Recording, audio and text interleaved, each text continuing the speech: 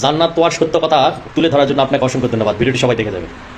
এই মুহূর্তে আমরা একটা আমাদের একটা ফোন চুরি হয়েছে, আইফোন 13 প্রো ম্যাক্স।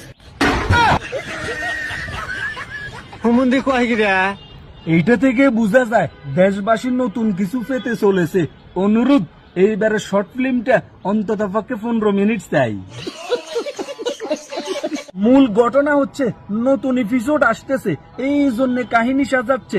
মোবাইল চুরি হয়ে গেছে, নিজেরা ভিডিও আপলোড করিয়া দিয়ে বলবে মোবাইলের মধ্যে দুষ্ট ভিডিও ছিল, কে যেন পাইয়া সোশ্যাল মিডিয়ার মধ্যে আপলোড করে দিছে। দেশবাসীর কাছে আমরা ক্ষমা প্রার্থী। কথা কি ক্লিয়ার না ভেজাল আছে? ইরে শতানের বাচ্চা, আমরা রেখিয়া বোকা পাইছস নি? মূল কথাটা হচ্ছে নতুন ভিডিও ছাড়বি তো, এই জন্য আমাদেরকে বোকা চন্দ্রবিন্দু বানাইতেছস। এবং কি হাতে আগের তুমি সিগন্যাল দিয়ে দিছে আমার মোবাইলটা আনলক অবস্থায় চুরি হয়েছে, আমার ডকুমেন্ট যেই কোনো মধ্যে মানুষের হাতে চলে যাইতে পারে। এটা কি আমার কথা? এটা হলো শতানের কথা। ওই হে মুইসান, আর আমার ফোনটা হচ্ছে আইফোন 13 প্রো ম্যাক্স। আনলক অবস্থায় ফোনটা চুরি হয়েছে।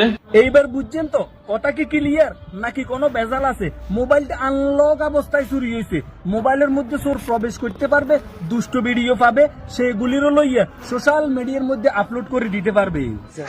মূল কথাটা হচ্ছে ভিডিওর মধ্যে আগের মতো ভিউজ নাই, ডলারও নাই, তো বাসা ভাড়া দিবে কোথায় থেকে, খাবে কোথায় থেকে? আর শর্ট ফিল্ম থেকে যে একটা বাচ্চা আসছে সেইটার যে দামি দামি দুধ খাওয়ায়, সেগুলি খাওয়াইবে কোথায় থেকে? এই সব কিছু বিবেচনা কইরা তারা আপনাদেরকে নতুন এপিসোড দিতেছে। আপনারা আবার খারাপ চোখে দেখেন না, আপনারা তাদেরকে ভাই বোন মনে করেন। এখন নায়িকা কান্নাকাটি করতেছে, আমার সাথে কেন এগুলি ঘটে?